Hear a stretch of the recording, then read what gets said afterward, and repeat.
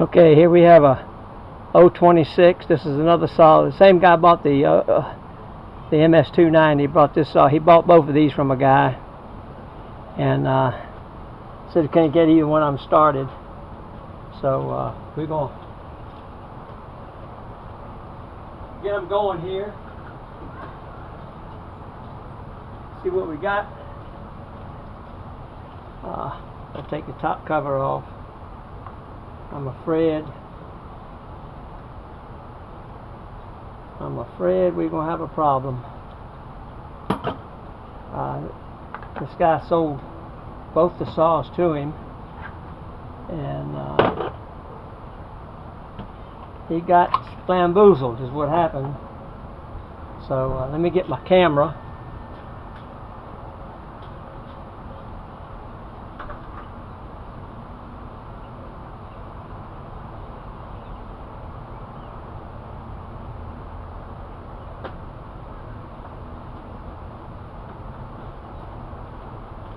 Again, we have our Altel video camera, picture camera that we can go down in the cylinders with this scope. That's a camera on both ends. It's got a camera on this end and a camera on the side, so we can do a full scope of any piston and cylinder, vehicles, cars, chainsaws. And if we look careful at this chainsaw here, we look at this filter right there. If you see that filter, it's all porous, it's all full of holes. This is where it can suck in debris. That's not good. It's never been changed. It looks like this is an old saw, probably 20 years old. It's now an it's an 026, but now it's MS260, 261, and I got a sneaky suspicion of what we're going to find. We're going to do that right now. Pull this plug off here. See, folks, you got to be careful when you buy used chainsaws, because they can take and put right here in the cylinder. They can put 4 or 5 drops of oil over it, pull it over real easy, get the oil spread around, put the plug back on it. When you pull it over, the thing got a ton of compression. But once the fuel gets in there and it thins out that oil, then you feel the compression gets way, way low. And we'll see what this one's got here. It pulls over like it's, but I can tell, I can feel it. I've been doing this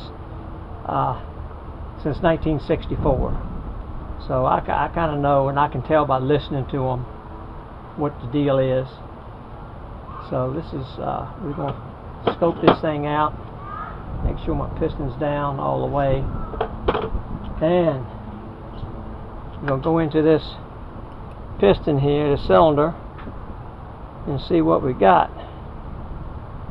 Get my camera to turn on here. Alright. There we go. Okay. What I'm looking at, I don't like. Let me get my cable here. I got to change hands here. And let me get my camera situated. If you see, I'm going to get it up here close. If you see those cylinder walls, you see the vertical lines, dark colored. See there? That tells you right there that this cylinder is bad. That should be nice and shiny and smooth. No vertical lines whatsoever. And this is, like, again, this is what happens from improper oil fuel mix. Gas is mixed gas has been sitting for long periods of time. It just doesn't have the capabilities of protection. So this causes major issues. And this repair on this saw, I'm going to estimate at piston and cylinder, steel piston and cylinder, $175 and $100. So you're looking at $275, $100 labor. It's not a bad job, not as bad as some of the other steels, especially the big block steel, the MS290, the 039s, MS390s, where you got to take the whole block and everything, This here you can just remove the cylinder, and you have special tools to do everything. Let me get them for you. I'll show you what I'm talking about.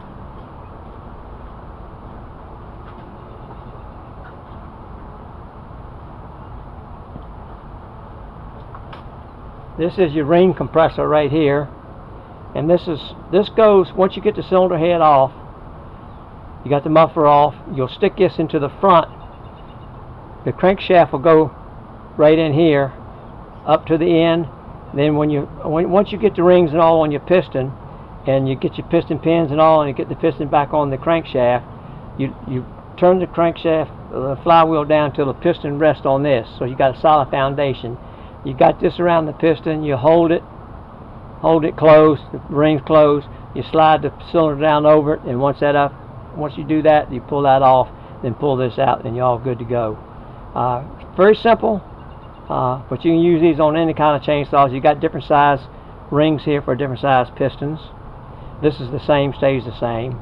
You got to make sure all the area is clean before you put a new gasket down, because once it's been on there for all these years, it's going to try to stick to the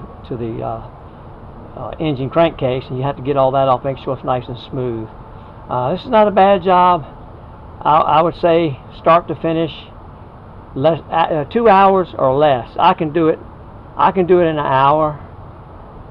Like I say, as long as you got the right stuff to do it with. And but there's a lot of aftermarket piston cylinders out there, cylinder kits, that you got to be leery of. And you know, if you do want to use one of these aftermarket, what you need to do is you mix your fuel till about 32 to 1, and what you want to do is run the saw for about 15 minutes at 32 to 1, shut it off, start it back, run it again for about 15 minutes. Don't rev it up, don't run it, and let it break in, because a lot of people put that aftermarket piston cylinder on there 50 to 1 and wham. Don't do that. You want to break it in with the 32 to 1 and work your way up to 50 to 1, and you'll be a lot safer there. And there are some good aftermarket. You want one that has a Nikasil coating in the cylinder. That's what you want. If you don't buy the 1995 one, because I don't care what you do, it ain't gonna last. But if you buy the Nikasil, you break it in properly, you probably won't have no problem with it. That's the key. And I try to use Stihl on Stihl, because this little saw here is an excellent saw. I mean, it's MS 260. This saw, they make a 250, 260, but excellent saw, got a lot of power. These are hard working saws, and you can use this commercial.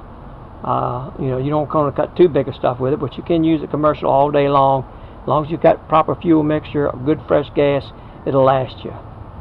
So now I got to call this guy and tell him that both his saws he sent me have scored cylinders, and you know, if he wants to fix them, that's fine, I'll fix them, but I don't think he's going to do it. I don't know, I think he paid $125 a piece for these. And you know, it's pitiful, it's sad that somebody bamboozled him, but in today's world, this is what you got. And you got to be careful, folks. You've got to be careful when you buy a used chainsaw.